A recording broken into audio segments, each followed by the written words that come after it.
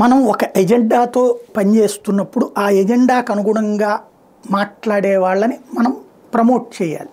వాస్తవంగా మద్య నిషేధం అన్నటువంటి సందర్భంలో ఆవిడెవరో ఒకసారి ఇప్పుడు మనకు ఎవరికైనా గుర్తుందా, ఒక మారుమూల పల్లెల్లో ఉన్నటువంటి ఒక ఆవిడ పోరాడిందంటూ పెద్ద ఎత్తున హైలైట్ చేశారు. ఈనాడు వీళ్ళందరూ కూడా సీన్ కట్ చేస్తే మద్య నిషేధం జరిగిపోయింది. అప్పుడేంటి, మాగుంటోళ్ళని దెబ్బకొట్టాలి, దాసనారాయణరావుని దెబ్బకొట్టాలి. అందుకోసం ఆ రోజున ఈనాడు చేసి, ఎందుకు ఈనాడుకు పోటీగా ఉదయం పత్రిక తెచ్చుతున్నారు కాబట్టి దాన్ని దెబ్బకొట్టి వాళ్ళ ఆర్థిక మూలాలను దెబ్బతీయడం కోసం ఈనాడు చేసినటువంటి పోరాటం మద్య నిషేధం పెంచి పోషించింది. ఆ టైంలో గ్రౌండ్ లెవెల్లో ఉన్నటువంటి అనేక మంది ఇంటర్వ్యూలు వేస్తూ వచ్చేది. తర్వాత మద్య నిషేధం ఎత్తేయాలనుకున్నప్పుడు మద్య నిషేధం వలన ఎంత నష్టపోతున్నారంటూ మేధావుల ఇంటర్వ్యూల పేరుతో 100 కొద్ది ఇంటర్వ్యూలు వేసింది.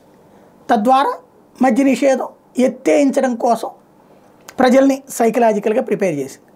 ఇప్పుడు ఎస్సీ ఎస్టీ మైనారిటీ అన్నటువంటిది జగన్మోహన్ రెడ్డి ఓట్ బ్యాంక్, దాన్ని దెబ్బ కొట్టడం కోసం అని చెప్పేసి రకరకాల ప్రయత్నాలు. అందులో షర్మిల ఏదైతే క్రైస్తవ అంశాన్ని హైలైట్ చేయడం ఒక ఎత్తు. ఇప్పుడు బాలకోటయ్య గారు అమరావతి జేఏసీకి సంబంధించి, దళిత జేఏసీకి సంబంధించినటువంటి నాయకుడు, ఆయనకి చక్కగా ఒక 3 కాలమ్స్ వార్త రాశారు, ఒక పావు పేజీ వార్త. ఆయన అదృష్టవంతులు, ఎందుకంటే అంబేద్కర్ విగ్రహాన్ని ఆవిష్కరించారు కదా ఆంధ్రప్రదేశ్లో. చంద్రబాబు నాయుడు చెప్పింది చేయలేదు అమరావతిలో, జగన్మోహన్ రెడ్డి చెప్పింది చేశాడు విజయవాడలో. కాబట్టి ఇప్పుడు అది దళిత సామాజిక వర్గంలో ఆ పేరు పోవాలంటే దళిత సామాజిక వర్గం నేతలతో విమర్శింపజేయాలి.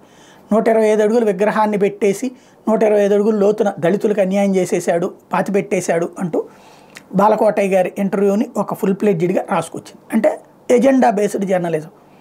ఆ విధంగానన్నా ఓ దళిత నాయకుడికి ఇంత మంచి కవరేజ్ ఇచ్చింది, అభినందిద్దాం.